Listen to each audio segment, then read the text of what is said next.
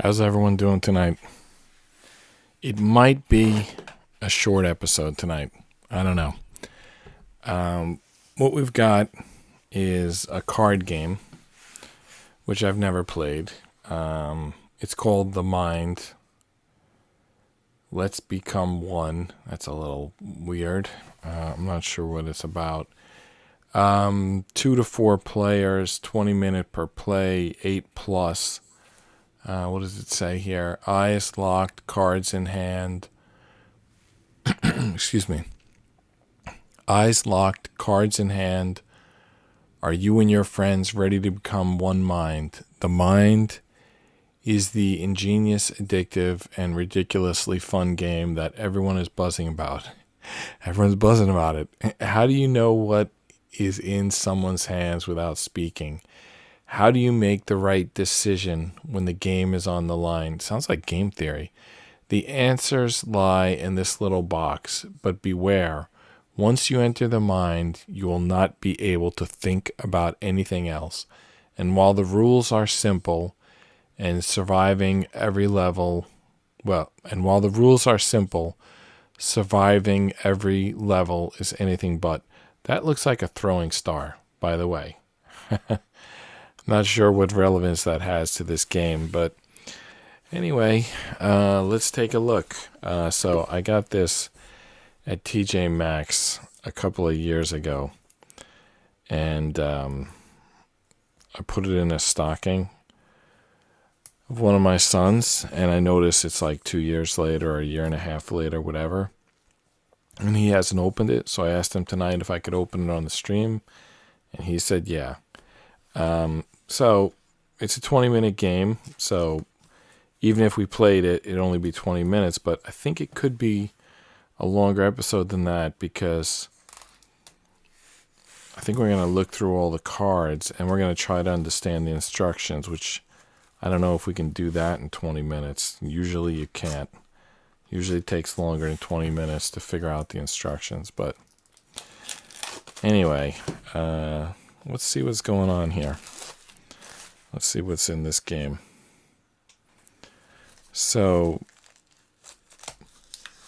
there you see my studio. Very proud of it. I mean, I just built this studio, so I'm very proud of it. But, really, let's look at the cards. So, it's from Panda Saurus Games. I guess this is some of their other work. Actually, I see The Mind right there. The Mind Extreme. Silver and gold. I wonder if The Mind is like their premier product. I don't know if you saw that. The Mind Extreme. The Mind. Looks like The Wind, but it's The Mind. Why is that not readable? I can read it with my eyes, but the camera can't. There we go. So it's blurry close, but okay, so I guess the camera's focused at this length. Beware, once you enter the mind, you'll not be able to think about anything else. The rules are the same, but now it plays at twice the speed. Well, it still says it's a 20-minute game. The original cost $13. This one costs $14. It still says 20. So it's 20 minutes, but it's somehow playing at twice the speed. Okay. All right. Let's see if we can find the instructions. The Mind. All players are playing together as one team. In the first round, level 1, each player receives 1 card. In the second round, level 2, they receive 2 cards, and so on. So each round, you get a number of cards that match the round. At each level, the team members must play all of their cards in ascending order in the center of the table in one face-up pile, one after another. For example, 4 players, level 1, 18, 34, 41, 73. I have no idea what those numbers mean. The players do not take turns in any particular order. Whoever wants to put down a card simply does so. Is that within the team? I think so. Watch out, because if it was against multiple teams, then they'd be like fighting to see who can like get the card down quicker. Watch out. Here's where it gets interesting. The players must not disclose anything about their own cards. No sharing of information, no secret signals. So how does that actually work? Sounds like it works like bridge. The team is given a certain number of lives and throwing stars. What? Throwing stars? Okay. Which are laid out face up on the table. The remaining lives and throwing stars are set to the side of the playing area to form a supply. They may be needed later, depending on player count. Certain number of level cards are placed in face-up stack with level 1 on top and the highest level on the bottom. Near the lives and throwing stars, unused levels are returned to the box. The 100 number cards are shuffled. Each player is dealt 1 card for level 1, which they hold in their hand, so that none of the other players can see it, the remaining number of cards placed down in the stack. So, I'm sorry, what do we need to do in this game? Did it say what we need to do? I somehow missed it. Course of the game. Concentration, please. Each player who is ready to face the current level places one hand palm down on the table at once. Once everyone is ready, they remove their hands from the table and the game begins. This collective concentration on the level is enormously important for successful survival. As the game proceeds, players, where was I talking? Most importantly, as the game proceeds, players are permitted to refocus their concentration at any time. Simply say stop to interrupt playing. Everyone places a hand on the table. Refocus, removes hand, and the game goes on. The cards which the players hold in their hands must be placed in the center of the table, ascending order. Lowest available card has to be put down first, and the second lowest. The card must be placed on top, and so on. The cards are always put down one at a time. If a player has, for example, the 36 and 37 in their hand, they must play them immediately one after the other. But they're put down one at a time. The players do not take turns in any particular order. Whoever believes they have the lowest card currently available simply plays it. Very important. None of the players is permitted to disclose any of their card values or show them to another player. There must be absolutely no coordination between the players and no secret signs either. If the players place all their cards in the correct sequence in ascending order, they have completed the current level. So it's like the opposite of poker. It's like you're not supposed to,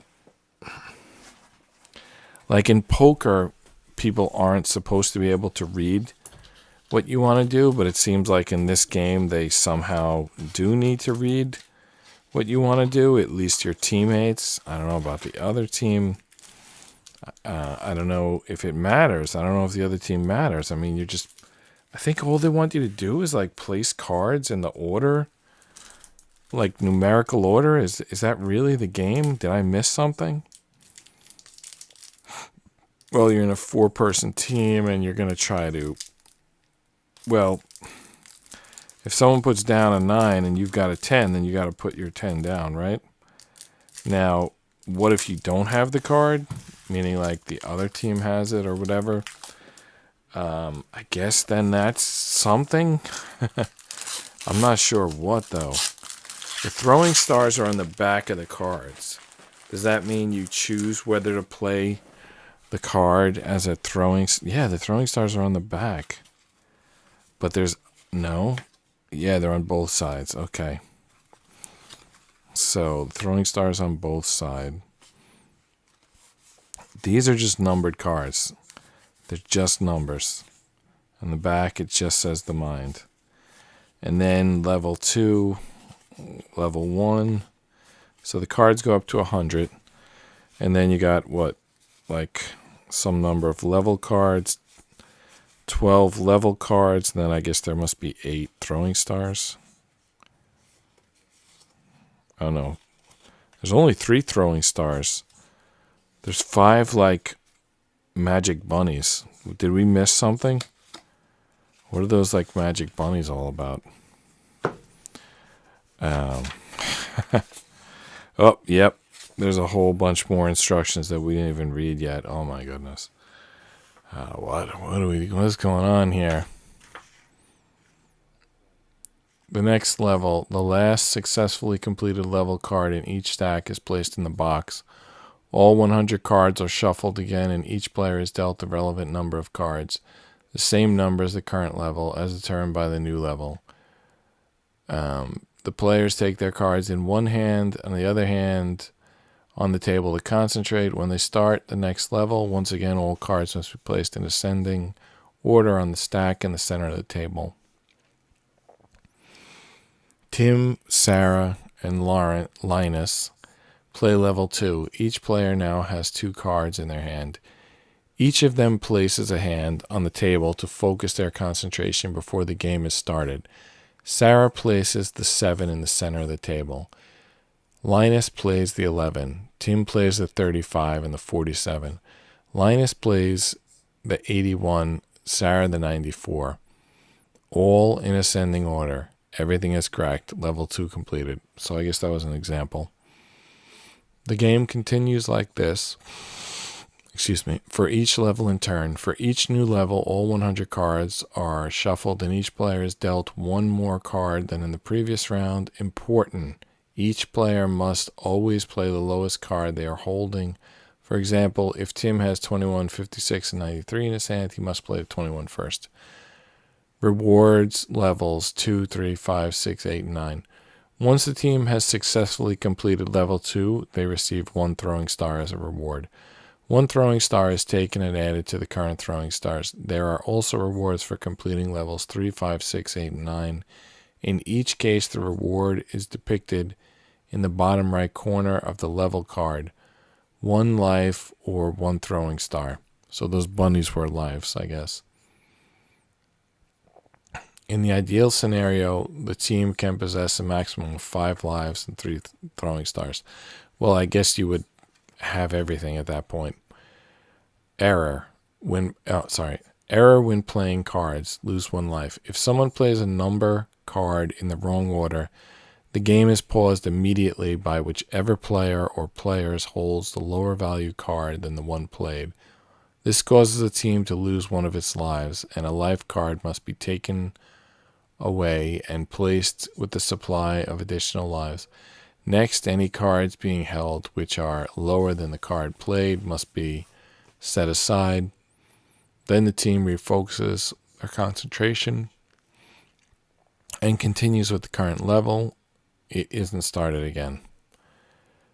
Here's another example. Sarah plays the 34. Tim and Linus shout stop. Tim has 26 in his hand. Right. Linus has 30. 1 life is discarded. Tim places 26 to the side. Linus does the same with his 30. The team refocuses their concentration. The game continues. Playing a throwing star. At any point during a level, a player can suggest that a throwing star is to be played. That is signaled by raising a hand. If all players agree, the throwing star is deployed, and each player discards the lowest card in their hand.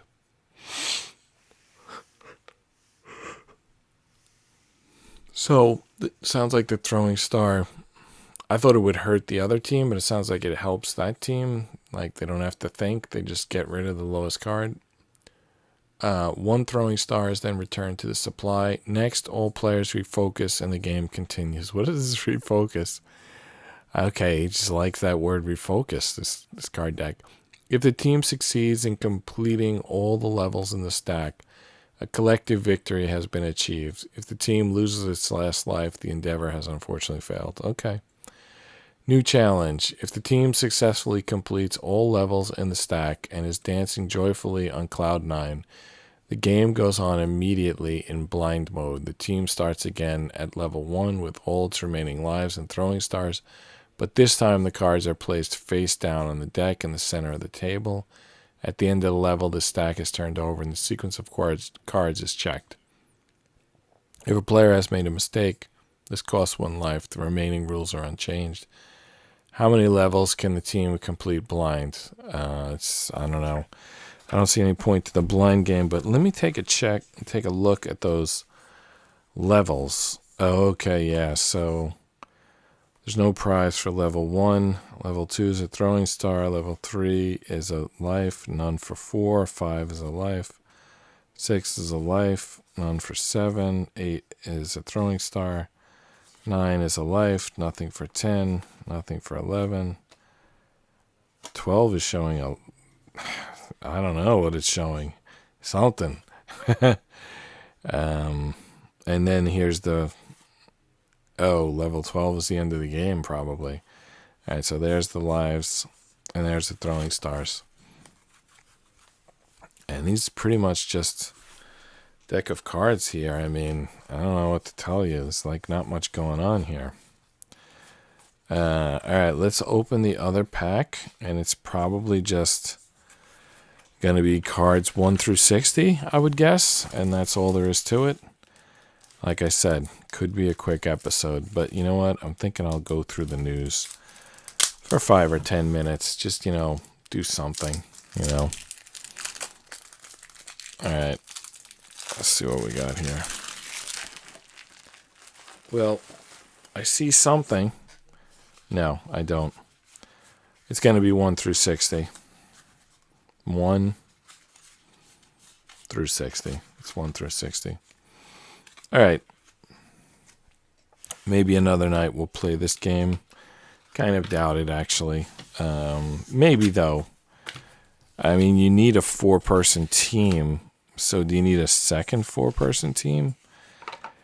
It says, let me see here. It says 2 to 4 players. So is it like a 1-team game? I mean, is there anyone that you play against, or is it just like a single team game? I don't know. I'm confused. Anyway, not much going on there. There's no... Well, I shouldn't say that. I haven't played the game yet. But it looks like something someone could have started with like maybe 2 decks of cards, and then they just evolved it into a game and did its own art. So that's it. And that's it for the mind. We went through that deck very quickly. How can I lift this that you'll see my hand? Oh, there you go. Tough to get the spacing right. All right, so that's it. With this camera blocking. Was this camera in front of me? Yeah, okay. All right. Anyway, there's the deck of cards. I don't know why I'm playing with it. So that's done. I mean, we went through that in, what's the amount of time here? 18 minutes, which is not bad. But I think let's just switch to the news, and I'll kind of give my opinion on the news there. Let's see what's going on. So I see that this Timcast website seems like it wasn't really updated. Because I opened this yesterday, or maybe it was even the day before. And I remember, I moved the iPad, that's why the screen went crazy for a second. I remember this news story being on top. Actually, doing the news is pretty comfortable. I could like sit back in the chair. Let me see if I can just show you that for a second. So, yeah, you don't even see me because I'm like leaning back holding the iPad. So it's like pretty relaxing to cover the news. Anyway, I think I can also take the scoreboard off now that we're not checking the game anymore. We're just like looking the news. So we already did this story with the Canadian government, and we did the RuPaul story. Yeah, they like didn't update this website. All right. And there's a lot of like transgender. Like I'm getting tired of doing transgender stories. Like, what? Can they please cover something else? Kevin McCarthy. Yeah, it's not fun stories these days. First of all, there's like 10 transgender stories, and then there's 2 stories about the Trump indictment. NYPD orders every officer to report for duty in uniform Friday following Trump indictment. So what, they were expecting a riot or something? I mean, who in Manhattan is going to riot for Trump? Only maybe Antifa pretending to be Trump supporters, or just Antifa just rioting. Kevin McCarthy directs U.S. House, to investigate Manhattan DA who indicted Trump.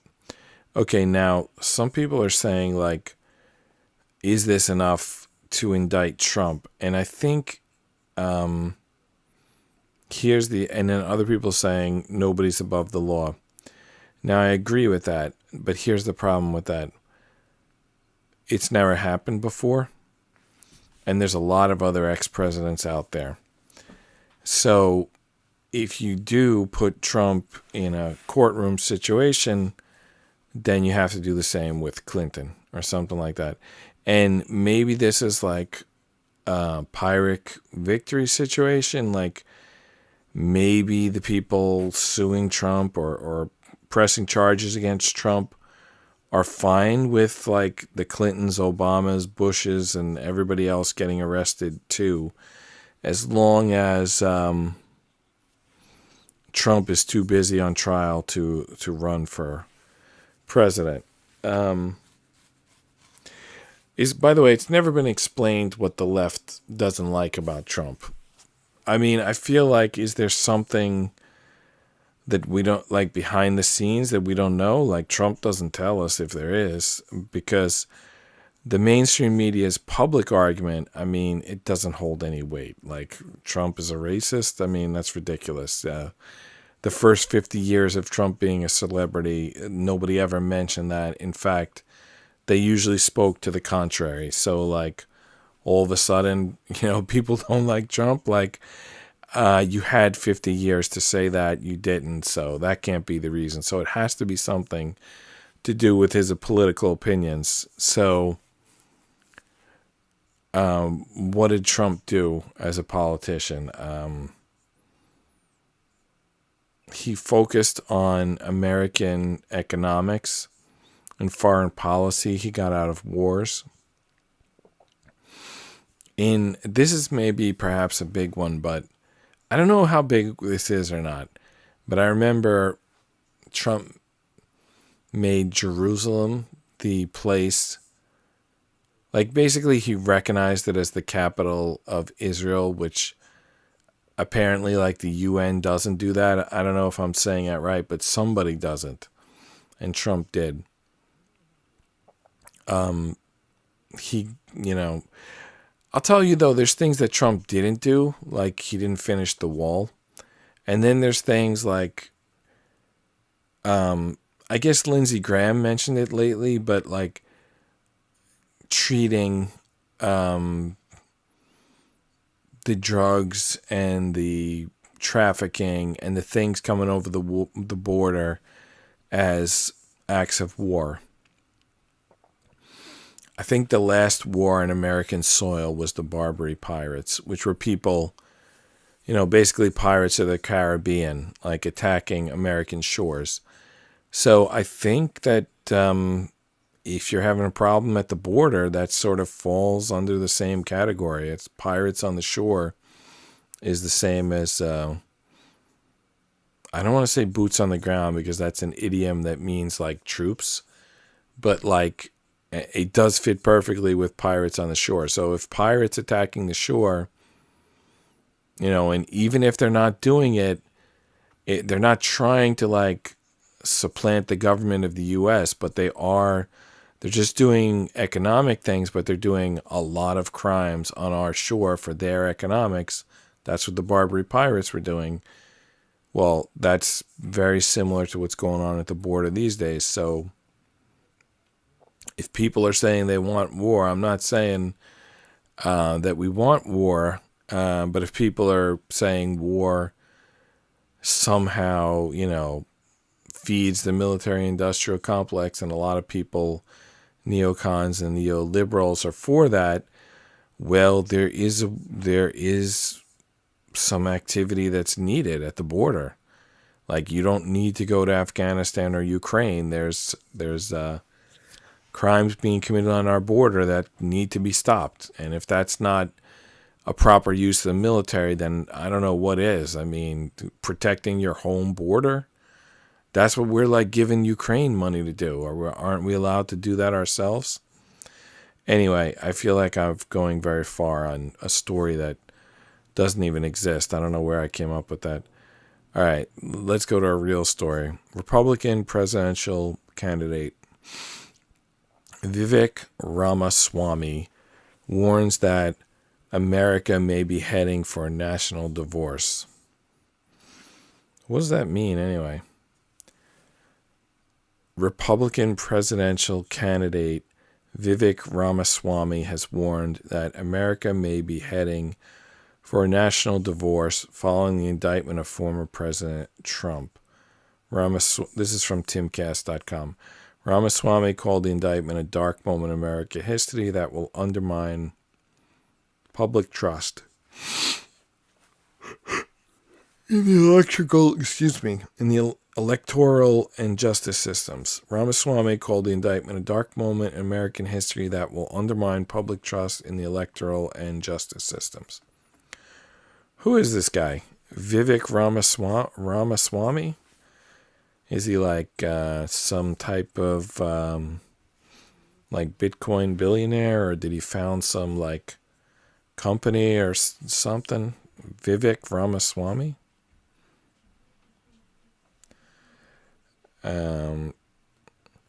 By the way, I don't have a huge amount of respect for Trump's business. I have respect for Trump as a person.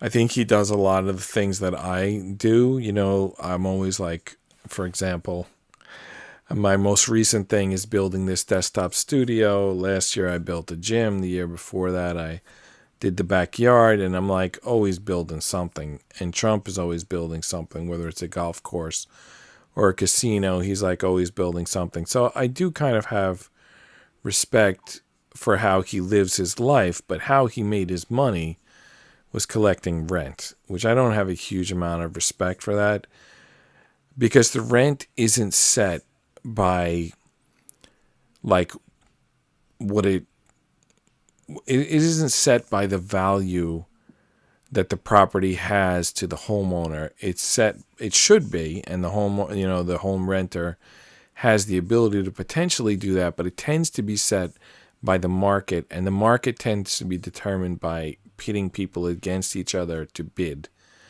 So like, I think that something that's overlooked a lot with Trump is that he's worked in marketing for 50 years. And specifically, he's worked in marketing of trying to get people to outbid each other for his crap that he's selling. And I don't know. It's not really like respectable in my opinion. Some people think, oh, that's how capitalism works. You know, capitalism example is like Henry Ford creating a plant where you like, pour in steel at one end and you get a car out at the other end, and it goes a couple of miles long assembly line, and I didn't phrase that correctly, but let's say it's an assembly line a couple hundred miles or a few miles long, assembly line a few miles long. You pour in steel one end, you get a car out the other end. It's not exactly like that, but like that's good capitalism.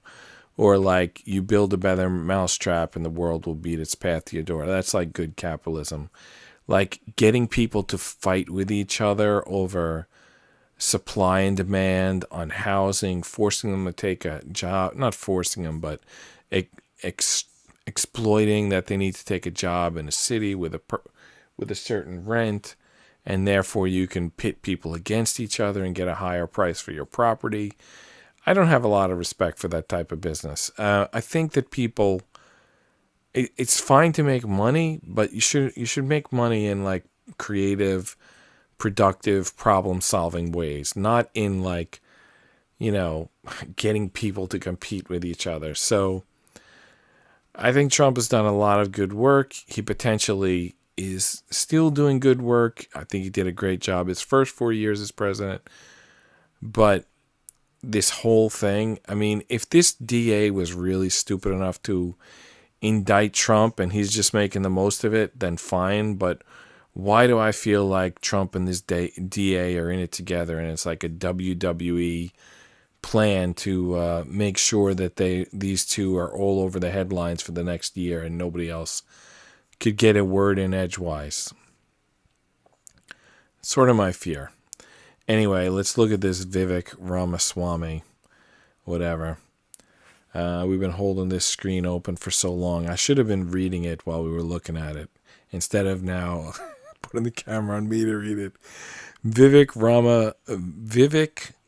Ganapathy Ramaswamy is an American author, conservative political activist. He is the author of Woke Inc.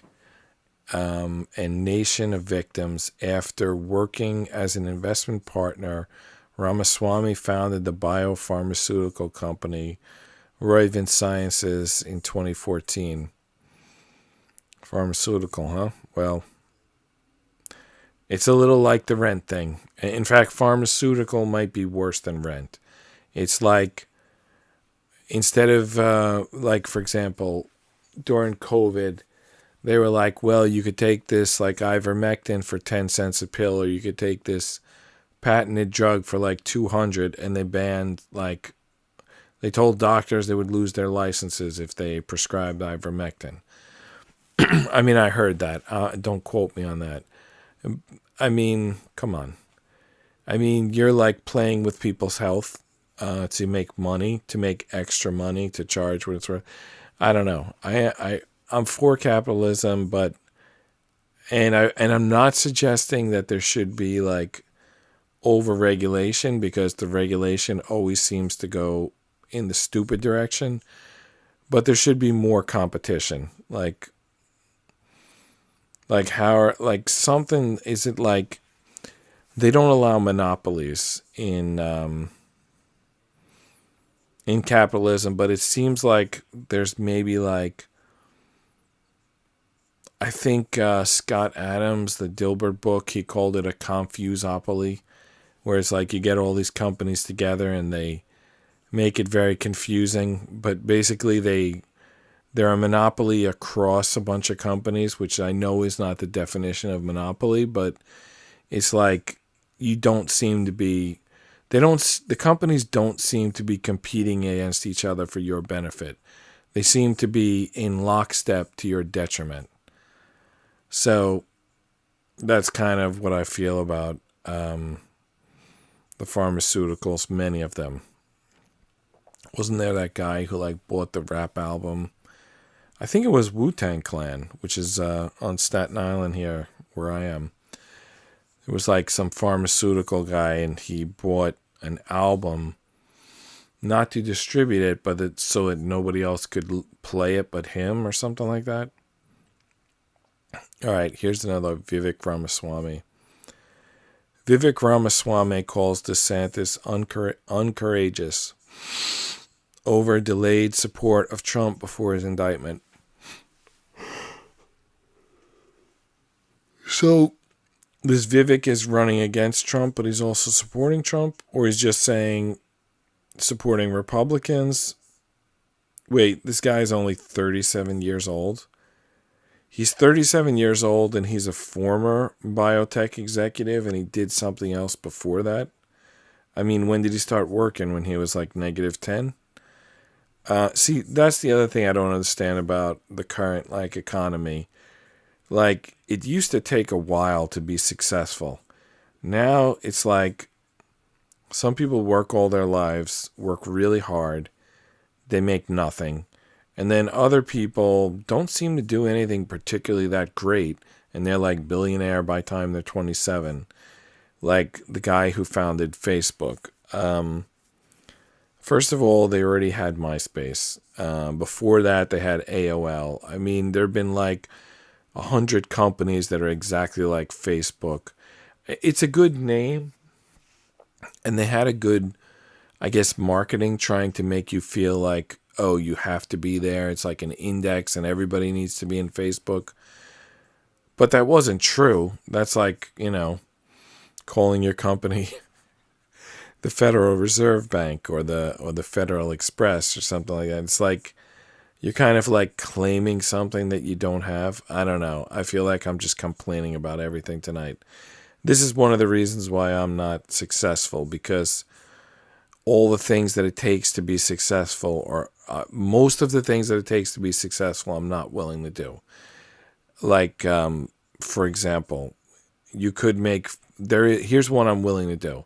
Like, you can make like 50 million a year playing soccer. I'm willing to do that. I wouldn't take the 50 million from the people who would want you to do ads when you play soccer. Like, let's say for Gatorade or something like that. I wouldn't want to increase the cost of Gatorade by taking 50 million from them. But I would take the 50 million for for playing soccer. But I'm not good enough to get 50 million playing soccer. And I think that 50 million might be a lot to play soccer, but I just don't think it would be like, if I didn't take the salary cap is still going to be the same and someone's still going to get the money. So it's not my guilt taking the money.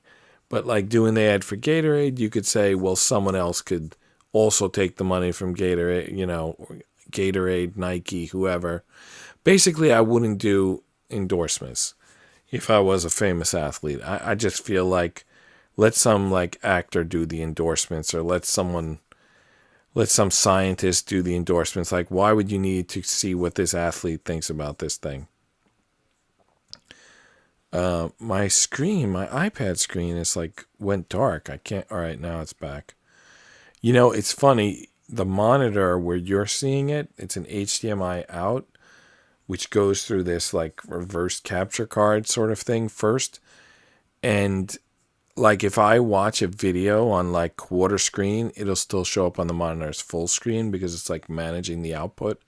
And I guess in this case, it was sending Google Chrome as fully bright to the monitor, even if it was like went dark on my tablet that I'm holding in my hand. All right, let's try to find another story. All right, China and Brazil. All right, let's see what this is all about. China and Brazil ditch U.S. dollar as reserve currency. U.S. economy could be destroyed if the dollar loses its status as the world's reserve currency. China, excuse me. I'll make this the last story, as I seem to be yawning. I had a rough day today. I mean, it wasn't rough. I don't mean to complain, but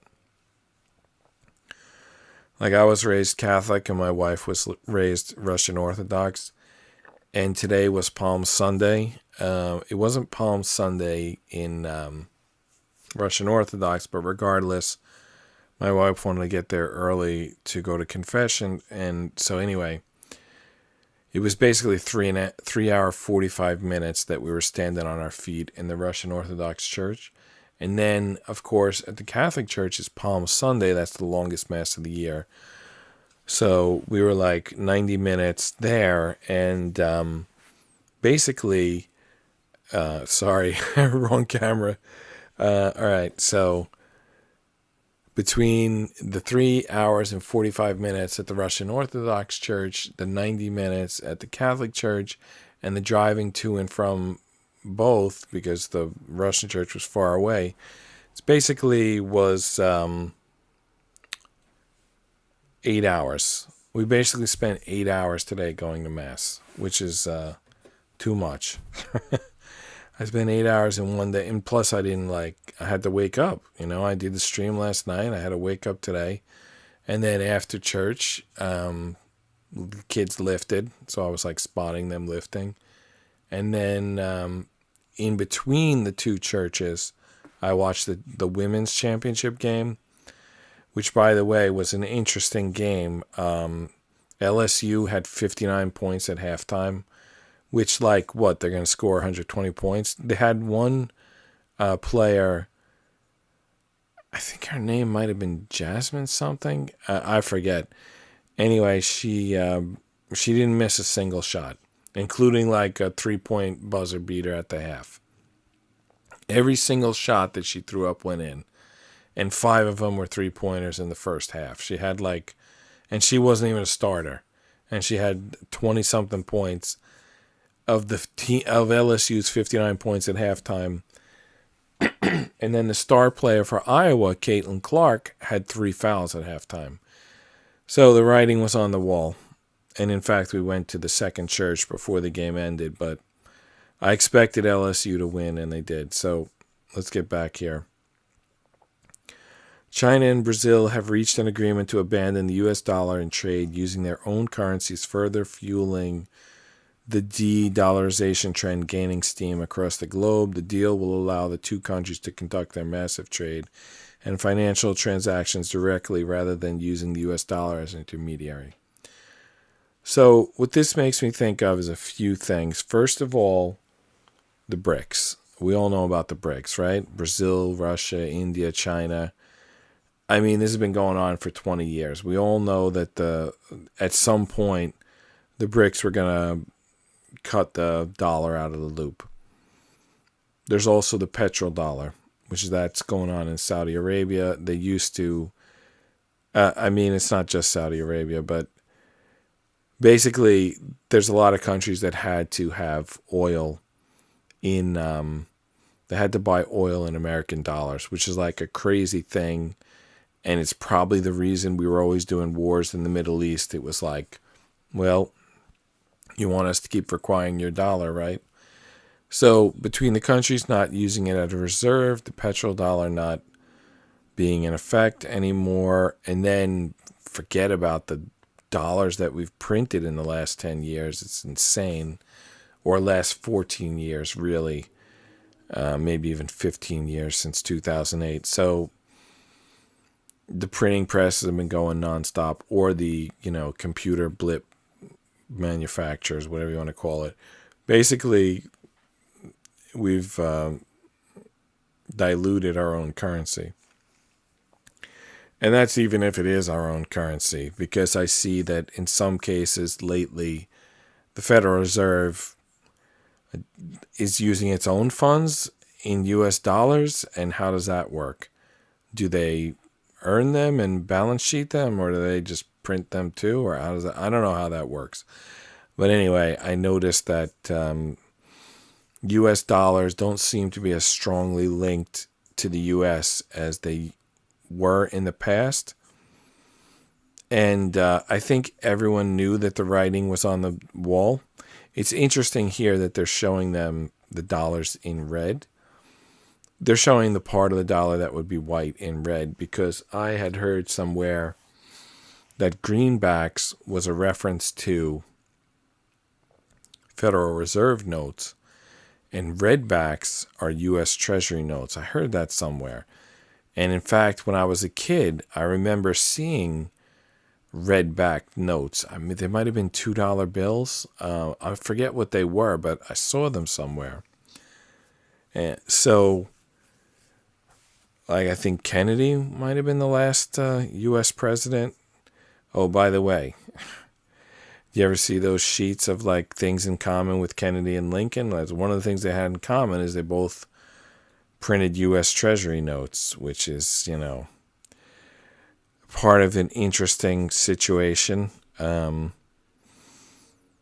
anyway, I'm getting here to something really supercharged, and that is, you might have heard people refer to this thing as QAnon. I'm not an expert in it, but I remember once watching a video, and it was like using the, like, I don't know, epic phrases or the popular phrases from the QAnon, whatever it's called, from their like posting. And like one of their famous posts, or one of their famous like lines that they reused many times, was "Nothing can stop what's coming." And the people who believed in this QAnon, they would think, oh, there's like a master plan, and we got to trust the plan, and nothing can stop what's coming. But for whatever reason, and I don't know if I'm right, and I don't know if being right is even a good thing, because we're talking about something that's completely unverified. But anyway, I used to associate that "nothing can stop what's coming" phrase with the US dollar is eventually not going to be, I don't know, the petrodollar, the world reserve currency, worth what it is currently worth. Basically, dramatic change is coming to the dollar, and nothing can stop that. Like when they say nothing can stop what's coming, that's the thing I think about. Like maybe someone else thinks about some magnetic pole shift or Nibiru X planet, or some alien invasion. Maybe everyone else has their own sort of pet theory about what they think is coming. But when I would hear that phrase, "nothing can stop what's coming," I would think it's the US dollar. Like nobody can stop what's going to happen to the US dollar. There's like, we've already played every trick in the book over the last, like, I don't know, since 1972. How long ago was that? Like 28 and 20. Is that right? No, that's not right. Yeah, 28 and 23. So that's like, what, 56 or something like that? No, 53. My math is fading. I think it's 51. All right, so over the past 51 years, we've tried like every trick in the book, and, we've delayed the inevitable. Yeah, it's 51. I don't know why it took me so long to get that. So anyway, over 51 years, we've known that nothing can stop what's coming, and we've delayed and delayed and delayed. And there's nothing, I don't know what more we can do at this point. I mean, you already can buy oil without US dollars, and there's already, this whole thing with Ukraine, it's like, if Russia, Brazil, and China they were already thinking that they don't want to be involved in the US dollar, and we just gave them like every reason to drop it even sooner. Was that the point? I don't know. Yeah, I don't know what's going on, but that's I don't know if that's the official like meaning of that phrase, but that's what I used to identify it with when I heard it. Not that I heard it a lot, but when I did hear it, people would post it on Twitter or stuff. They would like hashtag it, and I felt like, I don't think you know what you're wishing for. So anyway, I'll just give my opinion on that whole thing. So when I first heard about it and I first read, I thought it was like Socratic method, like you ask questions and you see, where those questions lead you.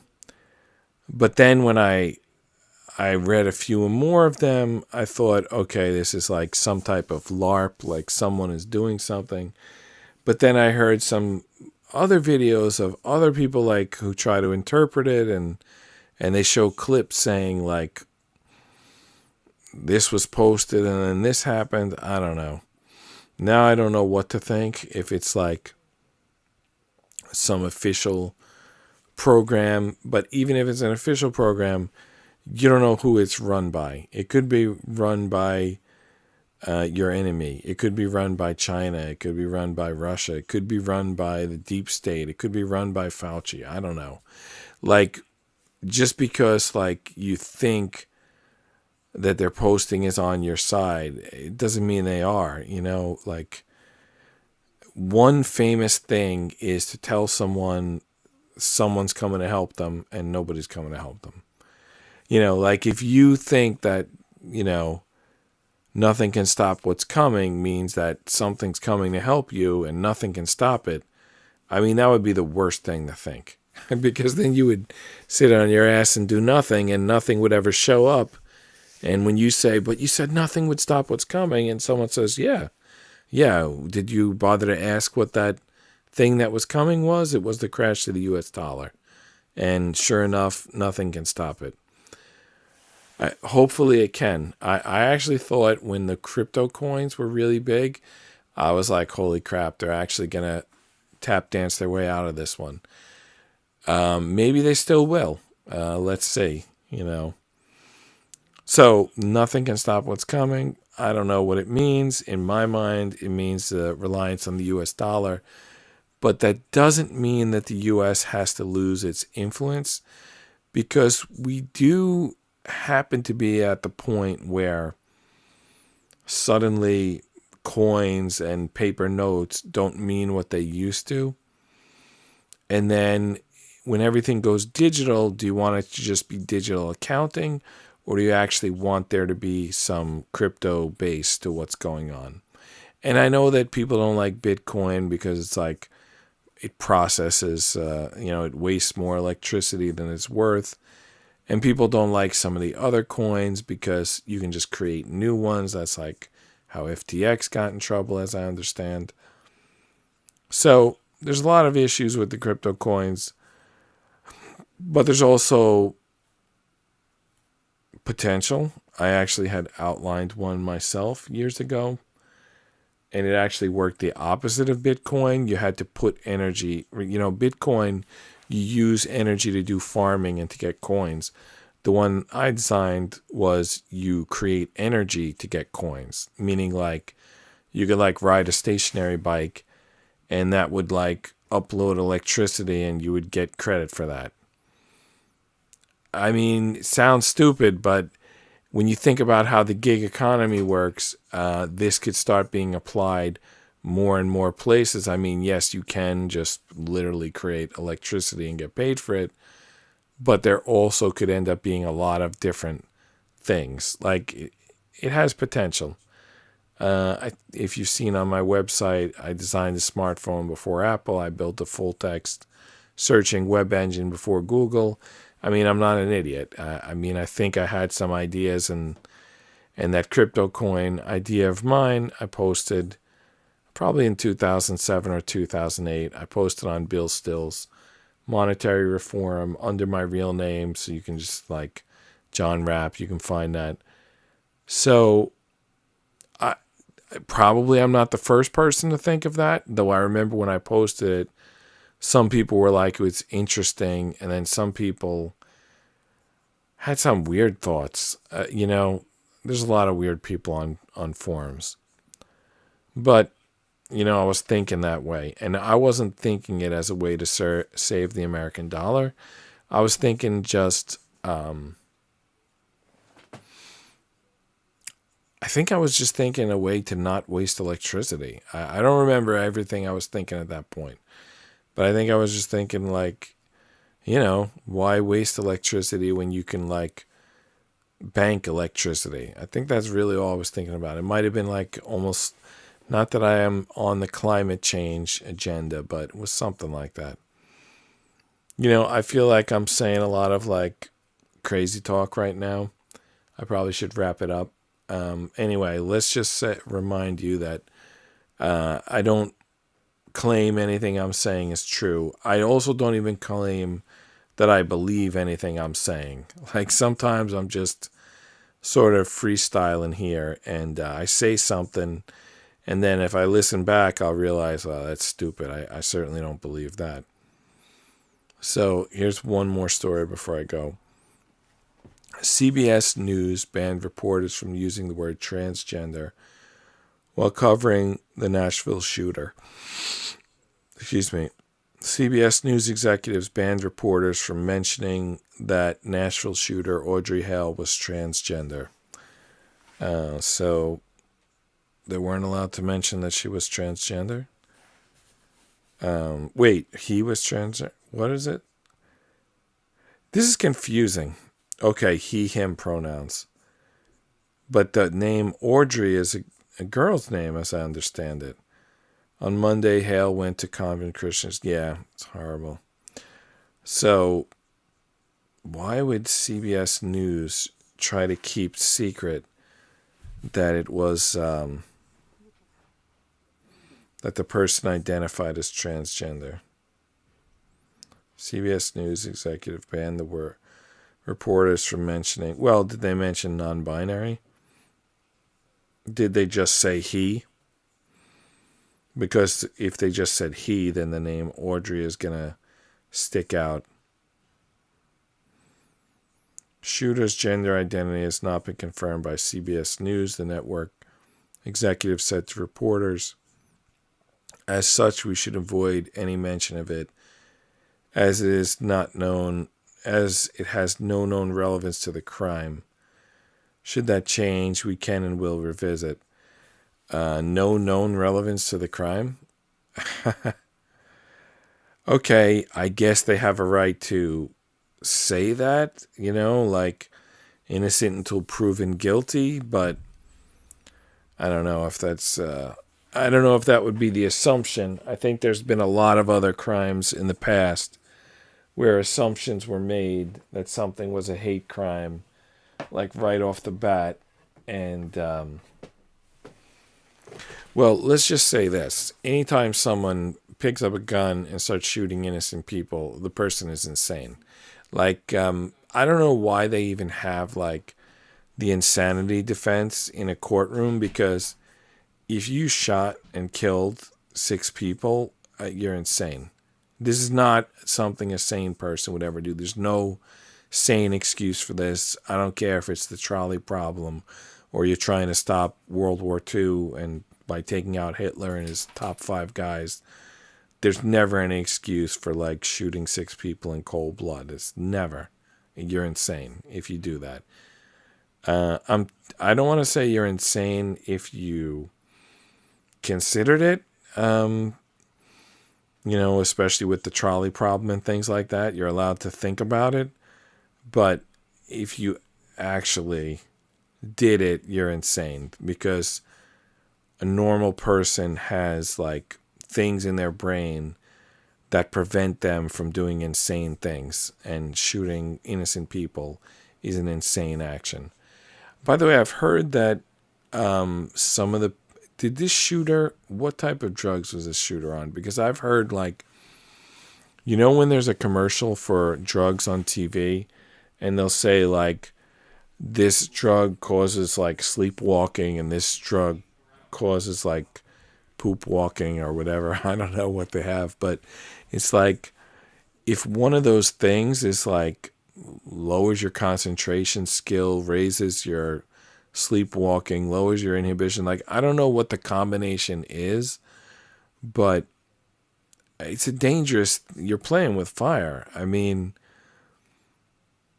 it's not everyone is like qualified to take these drugs, and maybe no one is. Like, if there's a drug that, like... Actually, one of the reasons this show exists, this podcast, it's called Just Rest Your Eyes, and the idea is that you can fall asleep while listening to it, because I wanted people to have an alternative to taking medicine. Because what scares me about sleeping medicine is, it's like, if you remember, like Jimi Hendrix and some of those musicians from the 60s and 70s, they would like die in their sleep while they were like, took too much drugs or took too much alcohol or too much of a combination of whatever. And I sort of thought, like, is that mean... Is the sleeping drug, like, so strong? No. Is the alcohol or whatever drugs the person took so strong that they don't have their natural self-defense awareness? So like a normal person on a normal night, let's say they've got the flu and they're sleeping, they throw up and they wake up and they throw up in the toilet and they flush it and it's gone and they go back to bed or whatever. Whereas these drunk musicians in the 70s, they would like throw up and choke on their throw up because they were out of it. And they were out of it because they took too much drugs and alcohol. I don't know how similar, sleeping medicine is to those people in the 70s, but I thought like it's probably healthier to fall asleep naturally So I made a very boring show. I mean, it wasn't difficult. I think I'm naturally a pretty boring person, so I just figure I'll just put a model together, or I'll flip through a card deck, and people will fall asleep listening to it. All right, so maybe you've listened to this show and maybe you're already sleeping. So I'm going to sign off right now. Good night. See you tomorrow.